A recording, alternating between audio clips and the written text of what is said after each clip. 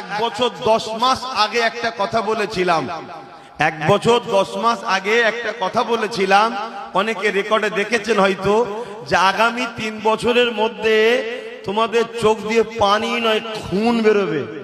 শুনেছেন কেউ কি? হ্যাঁ, এখন আর 1 বছর 2 মাস বাকি আছে, দেখো না কি হয়। দেখো, আল্লাহ যদি আমায় বেঁচিয়ে রাখে সেদিন এসে বলবো পানি বেরোচ্ছে না খুন বেরোচ্ছে। আর যদি চলে যায় তোমরা কমসে কম একে অপরে আলোচনা করে লিও যে আব্বাস সিদ্দিকী কি বলেছিল। দেখো, মুখ আমার, কথা তো আমার নয়, কথা তো আমার রাসূলুল্লাহর ভবিষ্যৎবাণী। আল্লাহ নবী বলেছেন একটা সময় আসবে আমার উম্মত প্রচুর মার খাবে।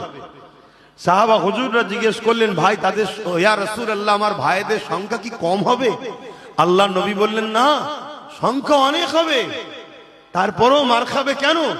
রসুল বললেন, তারা আল্লাহকে ভয় না করে মৃত্যুকে ভয় করবে। মৃত্যুর হাত থেকে বাঁচার জন্য দুনিয়ার তাগুতি জালিম হুকুমাতদের সাথ দেবে তারা, আল্লাহকে ভয় করবে না। আজকে বলুন, এই খসলত আমাদের মধ্যে ঢুকেছে না ঢোকেনি? আমরা আল্লাহকে ভয় করি? আমরা দুনিয়ার জালিম শাসকদের ভয় করি, তাগুতি শক্তিদের ভয় করি, যে আমার কাজটা না আটকে যায়, আমার টোটোটা না বন্ধ হয়ে যায়, আমার প্ল্যানটা না আটকে যায়, আমার এই না হয়ে যায়, আমার নামে গ্যাজের মামলা না এসে যায়, আমার নামে এই সমস্যা না হয়ে যায়। আল্লাহকে আমরা ভয় করি না।